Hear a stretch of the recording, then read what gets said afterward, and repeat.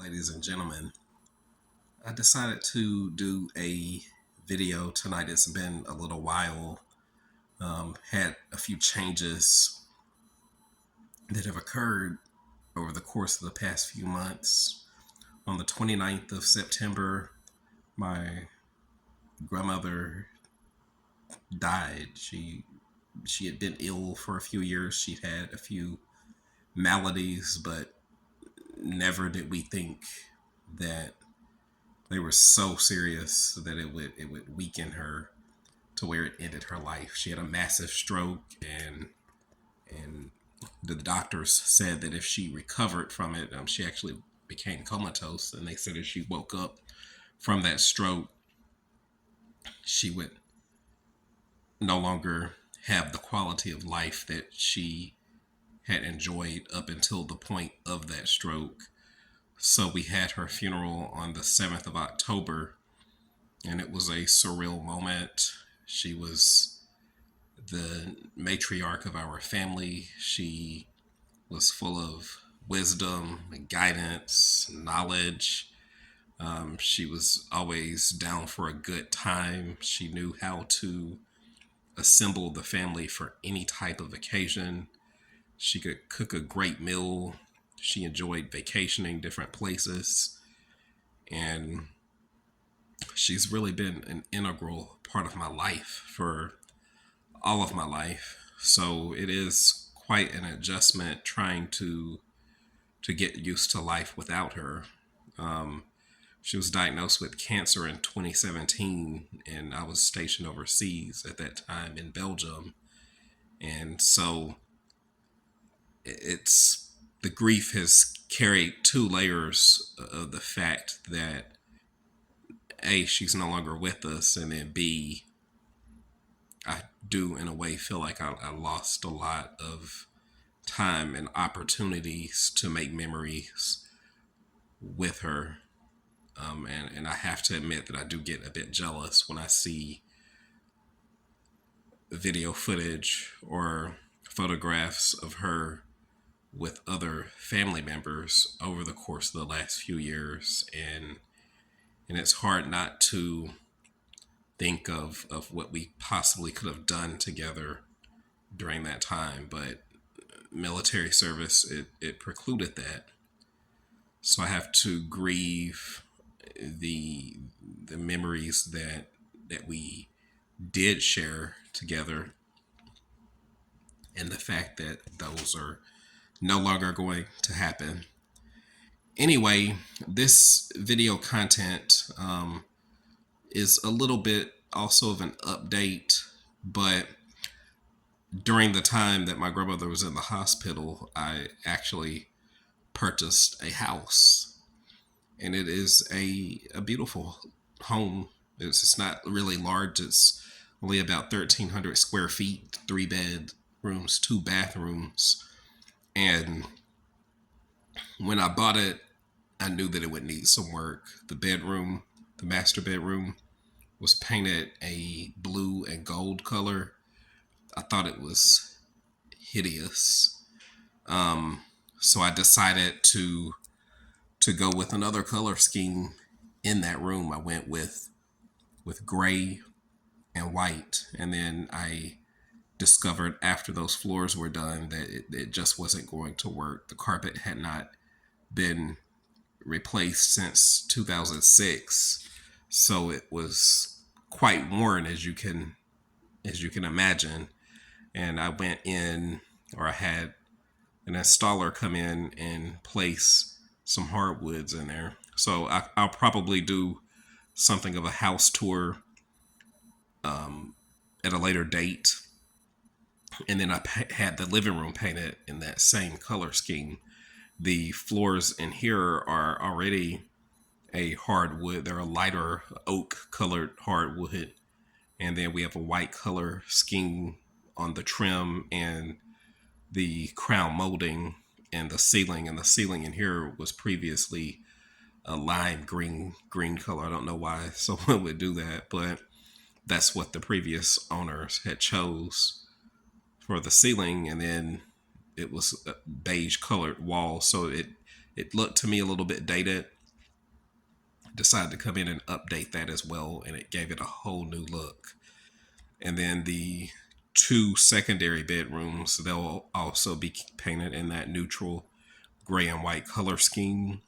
And then one of the rooms, I went in and ripped up the carpet from there as well. So I'll get hardwoods in there. And so these are projects that'll take some time to do. I'll do them one at a time. And then eventually the kitchen, it'll be white and gray. And the reason I'm going with that color is because it's easy on the eye. You may think that someone is boring if they select those colors for their house, but for me, if I list this house, when they come in, I don't think that they will have a judgmental impression of it when they're touring the house if I decide to sell it. And so the last thing I want to talk about is the VA loan.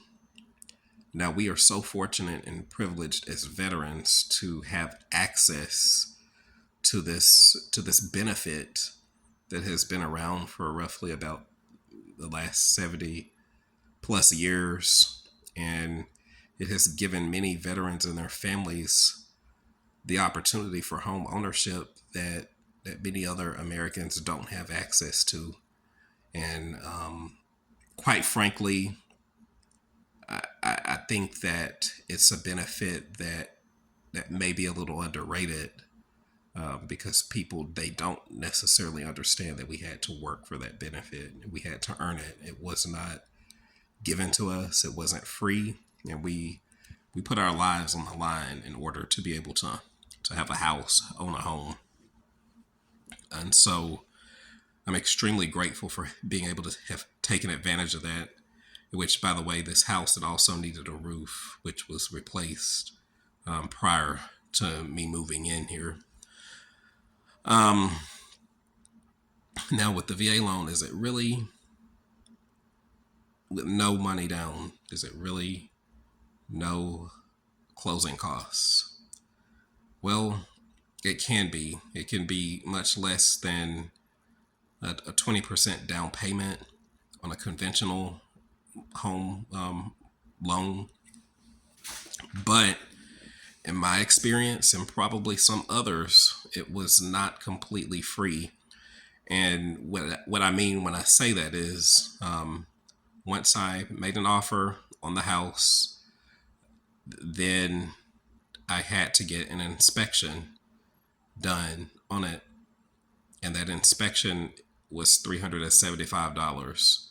And I went through Veterans United for the loan. And some people say that you can get the inspection through them, but I think they mistake that for the appraisal, because I never had an opportunity to have the lender cover that inspection fee.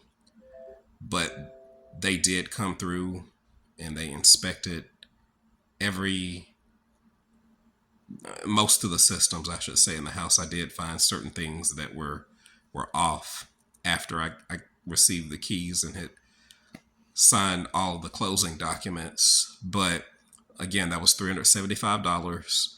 And then the appraisal, once all of the inspection items had been returned, I paid $600 for that. And with the appraisal, it has to be with a company that, if you go through Veterans United, it has to be through a company that they will approve to conduct that appraisal for you. So $600 plus $375, that's roughly $975. Those were the total closing costs that I paid to get into this house. Now, for me, that's a lot of money. And I think for a lot of people, that's a good deal of money. It's not nearly as the amount that we would have to pay on a conventional loan. But I do think that people should be aware that the VA loan is not completely free. Now, you may also be able to negotiate with your seller in some cases to pay those costs, to pay for your inspection and or your appraisal, depending on how motivated they are to move that property. But again, just be aware that it may not happen. Now, the huge advantage that I had was with Veterans United is the fact that there was a competing lender who also wanted my business. But the downside to going with that particular lender is they wanted me to bring $1,500 to the closing table. So I would have paid $1,500 in addition to the appraisal and the inspection costs. So when Veterans United realized that I was considering going with a competing business, my lending officer countered with paying all of my closing costs. So that is what they did. They covered all the rest of the closing, which turned out to be about $8,000, if I recall correctly. So that's a substantial amount of money. But again, the lender, Veterans United, worked with me on that in order to earn my business. So I'm exceedingly grateful for that. And over time, I hope to be able to just do some videos that explain that process. I haven't had a lot of time lately because I've been doing schoolwork and having a ton of VA appointments. But I hope that you are able to take something positive and useful away from this message that you can actually apply.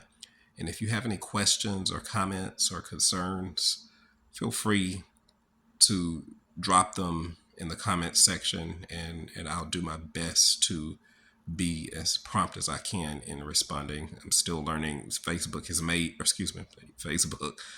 YouTube has made some changes that I'm getting used to. So I will make or learn those changes as we go along. But thank you, and you have a great rest of your day.